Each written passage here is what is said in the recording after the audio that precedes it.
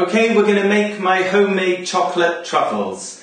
So hopefully you've got your pan of barely simmering water, and I've only got about an inch in the bottom of the pan. I don't think you'll be able to see it from the camera, and mine is almost at boiling point, because you've got to remember when we put the bowl on in a second it'll trap the heat in, so it will get hotter, so you really don't want it bubbling and bubbling, so it'll be too hot. So all we need to do is take our chocolate and break it into the large glass bowl. Just breaking it into little pieces, it'll just help it to melt a little bit quicker and more evenly.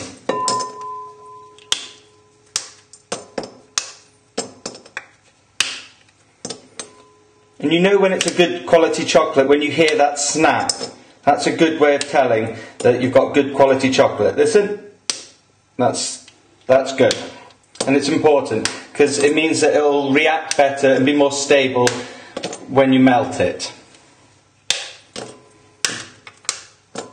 Okay. And what we're going to do is we're going to pop this on top of the rest of the glass bowl on top of the pan of water.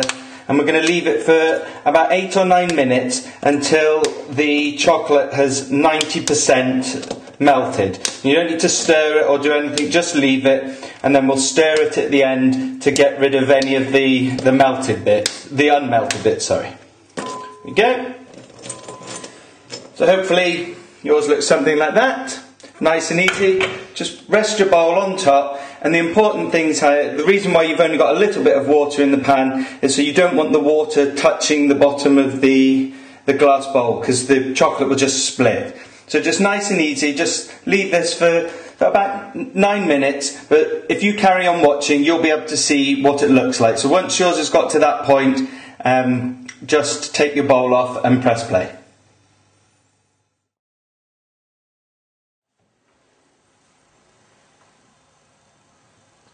Okay, it's been 9 minutes and my chocolate is more or less melted, but I've still got some of the chunks. And you can take it off the heat now. If it looks like this, just turn the heat off and we'll take the bowl over to our work surface.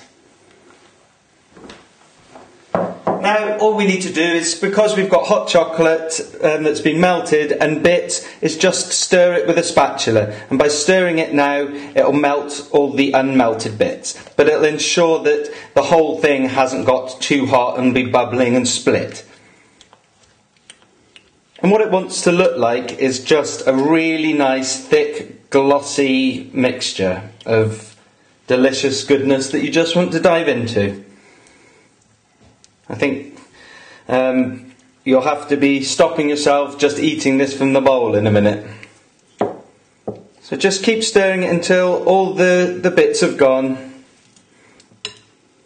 There we go. And now we need to add in our double cream. So the easy way to do this is just to do it on the scales, because it's the equal weight of double cream to the chocolate. So we had 200 grams of chocolate and we're just going to add in 200 grams of double cream and then stir that in.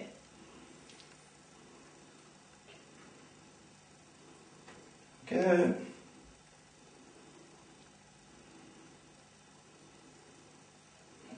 Perfect. And we just stir that in, and what that'll do is, by having the cold cream into the hot chocolate, it'll just start the setting process nicely. So we'll just give that a good stir, and then I'm going to actually add in a measure of Cointreau, nice orange liqueur. Obviously chocolate truffles work brilliantly with liqueur. You can put in Galliano, which is nice and vanilla, Bailey's would work well, Grand Marnier, whatever your favourite tipple. There we go. Just add in 1 measure of Cointreau and give that a stir in. And it's such a small amount that it won't affect the overall consistency of it, so don't worry about that. There we go.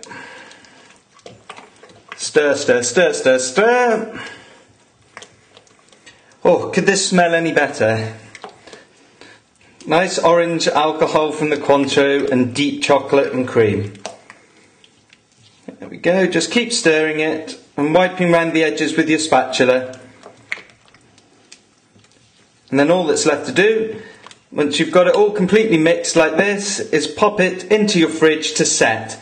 Now it should take, it'll be at least an hour and a half would be perfect. If you leave it for 2 hours, that's absolutely fine as well. Just the main thing is when you put a teaspoon through it, you're sort of churning it out. That's the way to do it. So if you wait until that's ready, and then we'll go to the next step.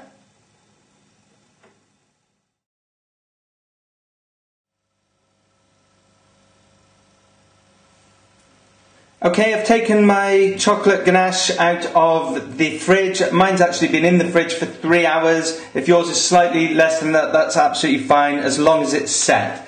So we've got to get on and roll them. But what I want you to do is, normally we want you to cook along with me, but we're going to get our hands messy, so I don't want you to mess up your laptops. So what we'll do is, if you watch me do a couple of these, and then press pause on the video, and then you roll yours out, you'll have dirty hands, so you won't be getting any mess on your laptop. Then all we need to do is melt the chocolate for the topping in exactly the same way as we did for this chocolate over the inch of water in the bowl. And then when you come back, we'll be ready to coat them. So I'm going to show you how to do these. So just taking a teaspoon of the mixture, it should be nice and set by now. Just a nice big teaspoon of the mixture, and then you're going to roll it in a ball in your hands. So just ease it off, and then just forming it into a ball with the palm of your hands, rolling it around. You see that? There we go. Like that. And then just pop them down on a plate. So just trying to get roughly the same amount of mix each time, and then just, you can squish it into a ball to start off with if you want, but then it's easier just to roll it with the palms of your hands like this into a ball. And you're seeing me being good here on the camera. Normally, when I'm making these, I'm like when I used to do strawberry picking. Pick one, eat one. Pick one, eat one. So you've got me on my best behaviour. Here we go, another ball, and pop them down.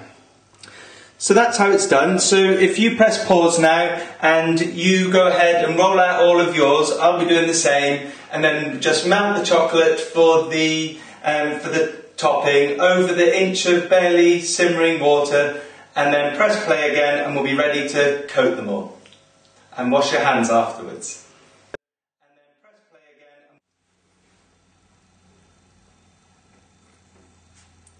again. Okay, all of mine are rolled out. Hopefully yours are looking the same. Hopefully you've got the same amount. Be honest with me, how many have you already eaten? So it's all that's left to do is to coat them. Hopefully you've got your chocolate. I'm using white chocolate. If you're using milk, or I don't recommend dark chocolate, but milk or white, perfect. You've got that, and that's just newly melted. And all that's left to do is coat them.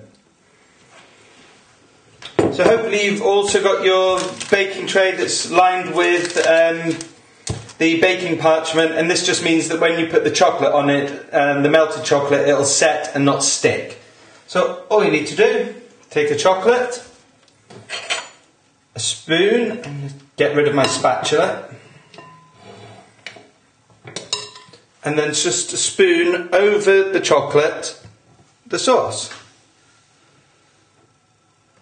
and let it run down the sides. There we go, all over, and then I'll bring it round so you can see the other side. It needs a little bit more on the other side.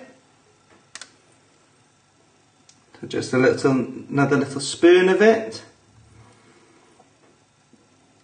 There we go. And what you can do, because at the moment the bottom isn't covered, I don't recommend touching them with your hands because you'll get fingerprints in them. And you don't want them to be that personalised. So just with another spoon, just lift it up slightly and it'll just allow the bottom to get coated as well. And just fill in any other little bits that have been missed.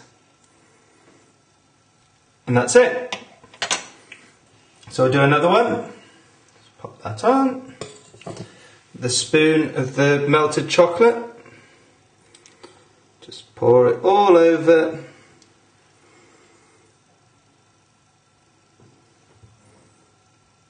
Like this.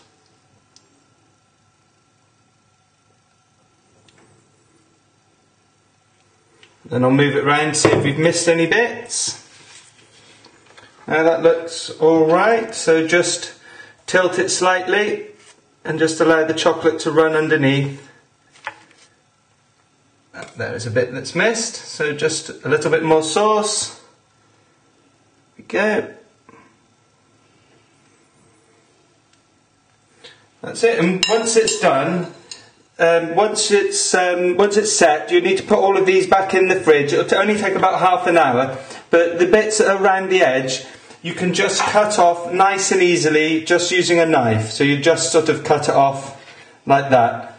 And you can make it as pretty and as neat as you like. But I'm just going to show you another little thing that you can do with these. And it works especially well with a sort of a dark scented chocolate with white chocolate top. If you just get your spoon of white chocolate, melted white chocolate, and put one of the chocolate truffles onto the tray, and then if you just drizzle, just let it fall off the spoon, and you can do little lines all the way across the chocolate. Yes, like that. And then do the same the other way. Or, depending on how steady your hand is.